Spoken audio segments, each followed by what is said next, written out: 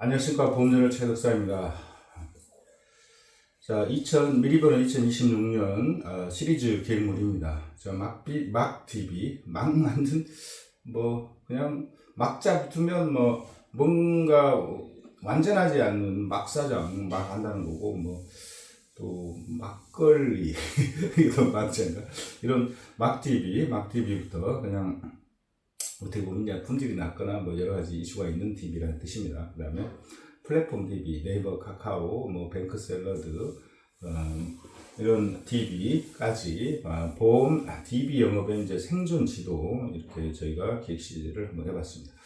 TV는 굉장히 현 시대의 지혜 영업에 굉장히 중요한 무기입니다. 그래서 리크루팅 할 때도 TV가 필요하고 또 생산성을 높일 때도 TV가 가장 유력한 수단입니다. TV 양과 질을 떠나서 TV를 공급하는 처는 상당히 증원이 유리하고 생산성을 높이는 유력한 수단이 됩니다. 그래서 이제 TV를 중심으로 영업해왔던 게 가장 크게 보면 이제 자체 제작 TV가 있고 또 플랫폼 TV를 사다 하는 데가 있고 또 막 TV를 이렇게 아름아름해서 연결해서 쓰는 어떤 TV들이 있습니다. 그 다음에 예전에 이제 온라인 TV로 이제 블로그랄지 SNS 마케팅을 통해서 TV를 많이 공급하는 방식을 써왔습니다.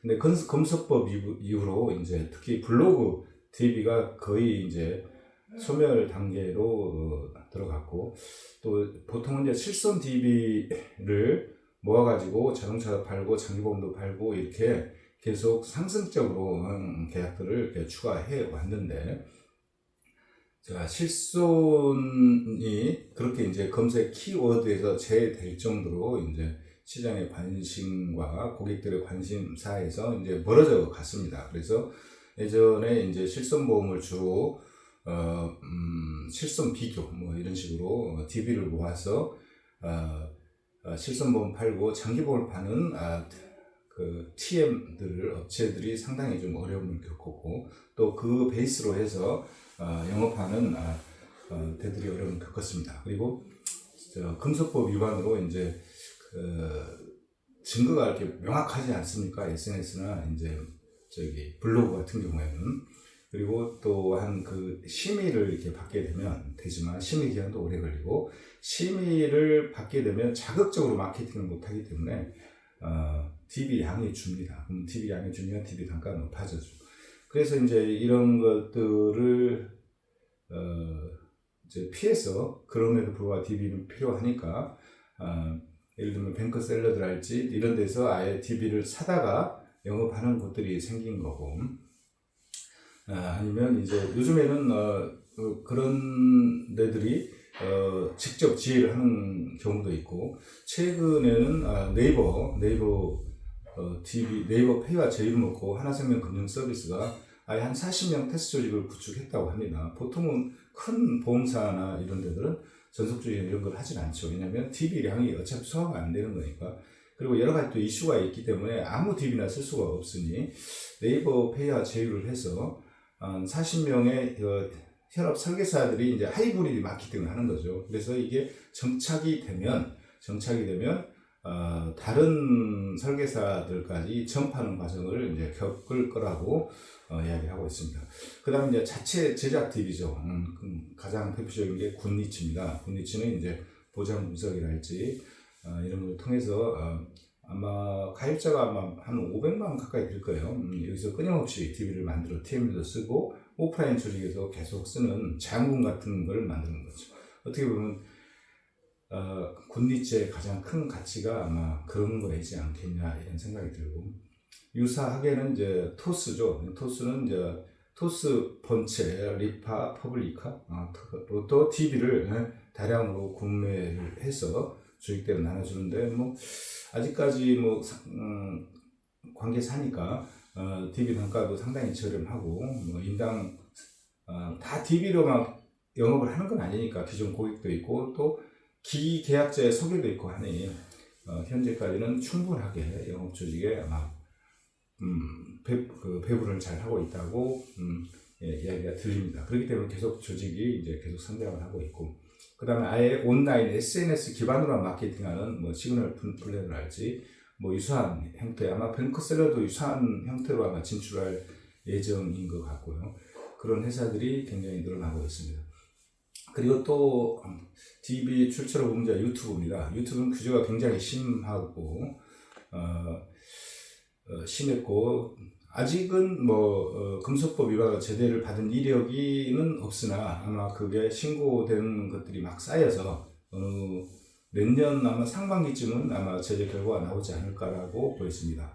그리고 이제 굉장히 실시간으로 빨리 이렇게 영상을 찍고 반응을 봐야 되는데 유튜브는 상대적으로 더 양도 방대하고 SNS 마케팅이야 아니면 몇 줄 이렇게 하면 되는데 유튜브는 양도 방대하고 하기 때문에 검색 이제 승인받는 시간과 절차가 굉장히 복잡하고 최근에 저희들 이렇게 보면 상품이 급격하게 한도부터 시작해서 자주 바뀝니다. 한 달 사이에도 계속 바뀌기 때문에 심의하고 나올 나라는 상품이 잘 바뀌어 버립니다. 그럼 또 재심이에요. 그래서 어려움들을 많이 겪었고 또 규제가 되게 엄격해서 예전처럼 자극적인 방송을 하지 못해서 되게 이제 어려움에 처해 있었는데 최근에는 상당히 이런 것들에 적응하는 유튜버들이 생겨나고 또 CA 본사 입장에서도 이런 것들을 적극적으로 지원하는 과정을 펼치면서 그리고 또 역사가 좀 됐기 때문에 구독자 수도 이제 몇만 단위의 유튜브도 많이 생기고 그런 것으로 보여집니다. 그래서 유튜브는 이제 시행착오와 이제 어려움을 겪었지만 어느 순간에 이제 적응이 되어서 상당한 개인이 직접 아마 지회 차원에서 유튜브를 해가지고 본사 차원에서 DB를 많이 만드는 곳은 아직은 없는 것으로 보이십니다. 그래서 스스로 FP 유튜버 스스로 DB를 만들어 쓰는 상당히 가장 유력한 그런 수단으로 이게 배치되지 않느냐 이런 생각이 들고 또 어떤 유튜브들은 아예 유튜브를 자기가 찍고 DB는 이제 거기 가입자랄지 광고를 FP도 광고를 받아서 DB를 배분하는 경우도 있다고 보여집니다. 어쨌든 향후에 가장 유력한 수단이고 규제도 좀 이제 적응이 되고 시스템이 갖춰짐에 따라서 유튜브도 가장 유력한 수단으로 갈 것으로 이제 보여집니다. 그 다음에 이제 막DB입니다. 막DB가 가장 큰 문제죠. 가장 접근을 가장 빨리 할 수 있고 가격도 싸고 그렇지만 이제 제 본사 입장에는 못 쓰게 하자면 리크루팅이 안 되고 또 정착을 잘 못하고 막자 하니 이거 그럼 DB를 갖다 쓸 데가 없으니까 아우성이고 해서 가장 고민을 하고 있는 분야고 그냥 방치하거나 이제 모른 체 하고 있는 그런 상황으로 보여집니다. 가장 막DB 중에 가장 잘 알려진 건 전국민 설문조사 등등 보장 분석 해가지고 어마어마한 전화 오죠. 한번 털린 전화는 계속 옵니다. 저도 거의 매일같이 봤는데 제 전화가 털렸나 봐요. 그런데 이제 한두 번은 이제 추적해서 취재를 하는데 그것도 이제 지쳤습니다. 하도 많아가지고. 그리고, 대응률도 굉장히 이제 빠르기 때문에 그 회사를 추적하기가 힘듭니다. 근데 한 회사를 저희가 추적해서 만나봤더니 이제 짧게는 4명, 많게는 몇십 명의 테이머들을 고용해서 이제 이 전화를 걸어서 DB를 만들어서 자기가 아름아름 이렇게 지사별로 또 이렇게 판매를 하고 있다고 합니다. 그러니까 소형업체부터 중대형까지 있는 걸로 이제 보여지고 거기서는 이제 아주 대량의 DB를 아주 10원, 20원 저단가에 산 다음에 일단 콜을 돌리고 또 2차로 상당히 관심이 있으면 또 2차로 약속 잡아주는 약속을 컨펌해주는 또 TM이 있습니다. TM이 전화를 걸어서 어디하고 가까운 어떤 FP와 매칭해준다고 또 이렇게 해서 매칭 약속을 잡아서 궁극적으로는 특정한 회사의 FP가 이제 상담으로 오게 되는 그런 과정입니다. 근데 여기에는 이제 약간 이슈가 있는데 일단 본인을 잘 안 밝히죠. 그 다음에 계속 추궁을 하면 GA콜에다 글로벌 분류파입니다. 우리가 할 만한 회사 이름을 대고 이제 막 빠져나가는 그런 경향도 있고 그런 것들은 클레임이 많이 들어가지고 해당 GA들은 어딘지 추적을 해서 고소를 하겠다고 하는 경우도 발생하고 합니다. 근데 이게 이제 소규모고 날렵하게 피해 다녀서 이걸 찾을 수도 없고 그렇습니다. 그리고 실제로는 이제 사다 쓴 동의를 받은 삼재 마케팅 동의를 받은 TV, 그 다음에 약속에서 자기가 동의를 했기 때문에 이 일반적인 절차를 거쳤다면 크게 이제 문제 삼을 수는 없는데 이제 그 TV의 퀄리티와 가격이 또 이슈가 되겠죠. 이제 사준 사람하고 이걸 쓴 사람의, 그리고 TV는 아무리 좋아도 좋다가 않고 아무리 웬만하면 나쁘다 그럽니다. 그리고 또 어떤 면에서 보면 이제 상담자의 스킬과 능력도 사실 TV 효율하고 관계가 있기 때문에 참 이게 어렵습니다. 그리고 이제 이런 TV 중에서 이제 그 무작위 콜, 이게 동의를 안 받은 TV를 갖고 전화하면 이제 신용정보법 위반이 됩니다.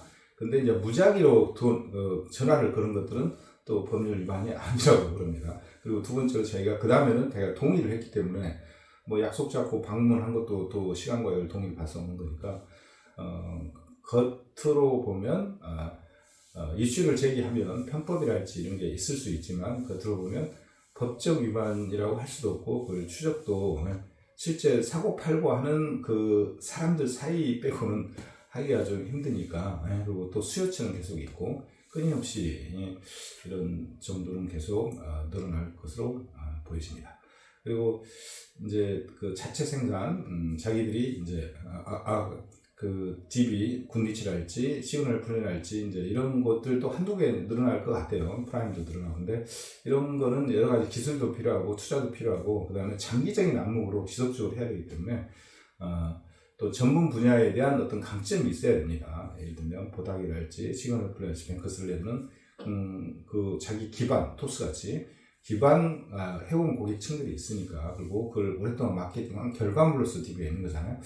그래서 이제 그런 걸 시도할 회사들은 그렇게 많지는 않지 않을까. 자본력도 있고 장기적으로 계속 투자를 해야 되는 그런 것으로 보여지고, 그리고 DB를 사다 쓴 것도 한계가 있을 거다. 왜냐하면 뱅커슬랩도 이미 자기가 직접 쓰고 토스도 파다가 판매를 하다가 직접 지혜를 차린 후에 이제 이거 판매를 안 하는 거잖아요. 그래서 아마 그것도 플랫폼 DB도 안정적으로 많은 것들이 쓰기에는 한계가 있고 직접 진출할 가능성이 많다.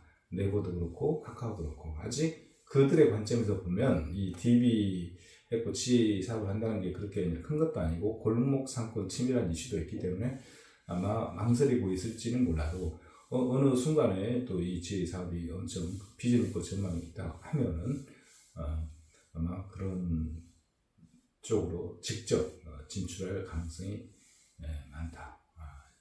이렇게 보여집니다. 시대가 발전해서 이제 AI로 DB를 만드는 시대도 올 것이라고 보여지고, 어쨌든 DB는 영원한 숙제인데 싼 DB, 효과 있는 DB, 그 다음에 문제 없는 DB를 추구하지만 그런 시대는 2026년에도 오지 않을 것이다 라고 보여집니다. 시청해주셔서 감사합니다.